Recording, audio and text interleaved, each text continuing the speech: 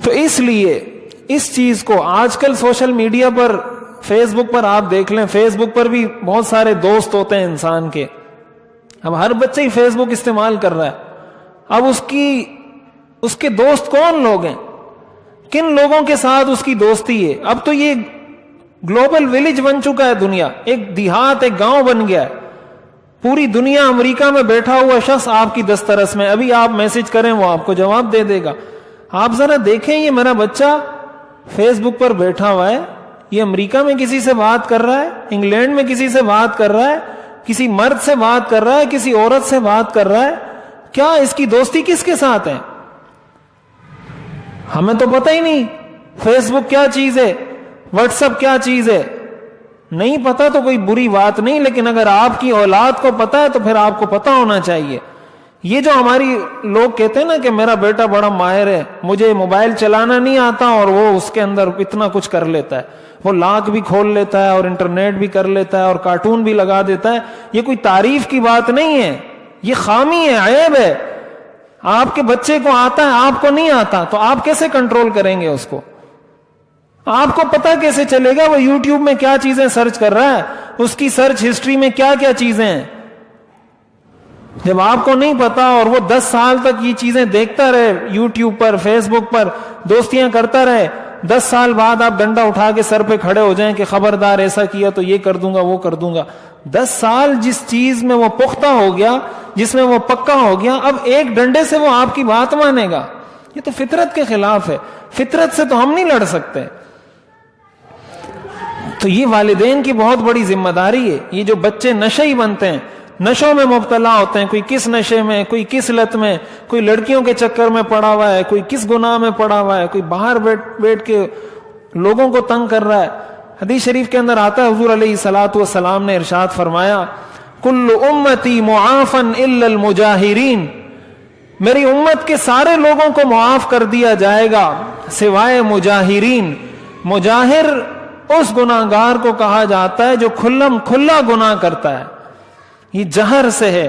جہر کا مطلب ہوتا ہے کھلم کھلا کوئی بات کرنا. اور آگے حضور علیہ الصلوۃ والسلام نے اس حدیث کی تشریح کی کہ مجاہر کا مطلب کیا ہے.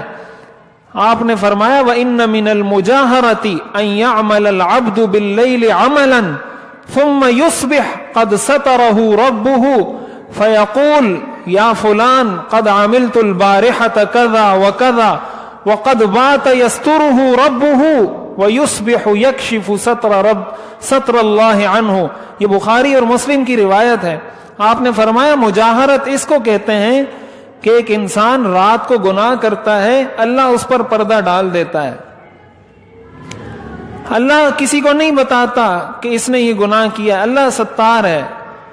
یہ شخص صبح اٹھتا ہے، اپنے دوست کے پاس جا کے کہتا ہے یا فلان قد عملت البارحۃ کذا وکذا، میں نے کل رات کو یہ گناہ کیا ہے، میں نے کل رات کو فلاں لڑکی کو تنگ کیا ہے، میں نے کل رات کو فلاں لڑکی کے ساتھ یہ کیا ہے، میں نے کل رات کو یہ کام کیا ہے. یہ ہمارے نوجوان کرتے ہیں. یہ آج کل کے دوستی کا معیار ہے. یہ اگر نہیں بتائیں تو پھر وہ کہتے ہیں یار یہ کیسا دوست ہے، مجھے تو بتایا ہی نہیں اس نے. یہ دوستی ہے. کہتے ہیں یہ کیسا دوست ہے، مجھ سے چھپا رہا ہے. اللہ تعالیٰ فرماتے ہیں میں ستار ہوں، میں نے اس کے گناہ کو چھپایا. وہ دوست کہتا ہے یار یہ میرا کیسا دوست ہے، اس نے یہ کیا مجھے بتایا ہی نہیں. تو حضور علیہ الصلوۃ والسلام نے فرمایا کہ اللہ اس پر پردہ ڈال رہا ہے، اور یہ صبح ہوتے ہی خود اپنی اس غلطی کو لوگوں کے سامنے بیان کر رہا ہے. یہ وہ شخص ہے جس کی اللہ مغفرت نہیں کریں گے. تو ان پر اللہ کا غضب ہوا یا نہ ہوا؟ تو برا دوست یہ اللہ کی ناراضگی کی نشانی ہے یا نہیں؟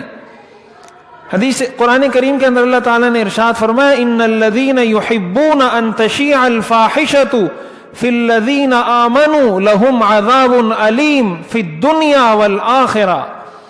جو لوگ اس بات کو پسند کرتے ہیں کہ فحاشی کی بات، بری بات لوگوں میں پھیلے، ایسے لوگوں کے لیے دنیا میں بھی اور آخرت میں بھی دردناک عذاب ہے. یہ فحاشی کی بات ہے نا. ایک دوست جب دوسرے کو بتاتا ہے، دوسرا تیسرے کو بتاتا ہے، حدیث شریف کے اندر آتا ہے بدترین مخلوق اس زمین پر اللہ کی وہ جوڑا ہے، وہ میاں بیوی ہیں جو رات گزارتے ہیں اور صبح شوہر دوسرے کے سامنے بیان کرتا ہے کہ میں نے رات کو یہ کیا، یا بیوی دوسری عورت کے سامنے بیان کرتی ہے کہ رات کو میں نے یہ کیا. آپ نے فرمایا یہ دنیا پر اللہ کی بدترین مخلوق ہے. تو ہم بحیثیت مسلمان یہ ہماری ذمہ داری ہے ان ساری چیزوں کو سمجھنا. حدیث شریف کے اندر آتا ہے، بخاری شریف کی روایت ہے، آپ نے فرمایا مثل الجلیس الصالح والجلیس السوء کحامل المسک ونافخ الکیر، کہ اچھے دوست اور برے دوست کی مثال ایسی ہے، اچھے دوست کی مثال گویا کوئی خوشبو والا ہو. فحامل المسک اما ان یحذیک و اما ان تبتاع منہ و اما ان تجد منہ ریحا طیبتا. کوئی خوشبو والا اگر آپ کا دوست ہوگا، یا تو وہ آپ کو خوشبو لگا دے گا تھوڑی سی تو آپ کو بھی خوشبو آنا شروع ہو جائے گی، یا پھر آپ اس سے خرید لیں گے تب بھی آپ کے پاس خوشبو آ جائے گی. کچھ نہیں ہوگا، اچھی خوشبو تو بہرحال آپ کو مل ہی جائے گی، اچھی خوشبو سونگھنے کو تو مل ہی جائے گی. آپ نے فرمایا اچھے دوست کی مثال یہی ہے. یعنی مطلب یہ ہے کہ جب میں کسی اچھے آدمی کے پاس بیٹھوں گا، وہ نماز پڑھتا ہے تو میں بھی نماز پڑھنے لگ جاؤں گا، وہ روزہ رکھتا ہے میں بھی روزہ رکھنے لگ جاؤں گا، وہ لڑکیوں کو نہیں چھیڑتا، وہ شراب نہیں پیتا، وہ چرس نہیں پیتا، وہ بلکہ ان چیزوں سے منع کرتا ہے، تو اس کی وجہ سے میں بھی ان چیزوں سے رک جاؤں گا. کچھ نہیں ہو، کم از کم دنیا میں ایک اچھی شہرت تو مل جائے گی کہ یار اس کے دوست بڑے اچھے لوگ ہیں، یہ بڑے نیک لوگوں کے ساتھ بیٹھتا ہے، یہ اس کی خوشبو تو مل ہی جائے گی اس کو. اور دوسرے نمبر پر آپ نے فرمایا مثل الجلیس السوء کنافخ الکیر، برے دوست کی مثال ایسی ہے جیسے لوہار جو بھٹی کے اندر پھونک مارتا ہے، ہوا مارتا ہے تاکہ آگ بھڑکے وہ اس کے اندر لوہے کو گرم کرے. آپ نے فرمایا اما ان یحرق ثیابک و اما ان تجد منہ ریحا خبیثا. یہ بخاری کی روایت ہے کہ یا تو وہ تمہارے کپڑے جلا دے گا، جب وہ لوہے کو نرم کرے گا گرم کرے گا تو چنگاریاں اڑیں گی.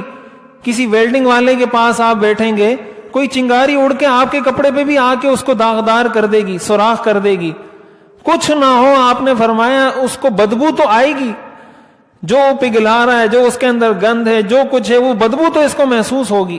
یہی مثال برے دوست کی ہے کہ یا تو وہ گناہوں میں مبتلا ہو جائے گا، جس کا دوست گناہوں میں مبتلا ہے جب وہ اس کے پاس بیٹھے گا آہستہ آہستہ آہستہ وہ بھی ان میں مبتلا ہو جائے گا. کچھ نہ ہو، کم از کم بدنام تو ہو ہی جائے گا کہ یار یہ تو سارے لوفر لڑکوں کے ساتھ گھومتا رہتا ہے، اس کے سارے دوست ایسے ہیں، فلاں ہیں، کوئی چرس پیتا ہے، کوئی کیا کرتا ہے، بدنامی یہ تو ہو ہی جائے گا.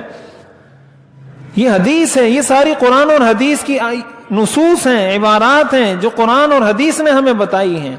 اسلام مکمل ضابطہ حیات ہے، یہ ایک جملہ ہے، اور دوستی کا شرعی معیار یہ اس کی تفسیر ہے. ہم زبان سے اگر یہ بات کرتے ہیں تو پھر ہمیں بحیثیت مسلمان دوستی کے وہی معیارات بنانے ہوں گے جو شریعت نے ہمیں بتائے ہیں، جو قرآن اور حدیث نے ہمیں بتائے ہیں.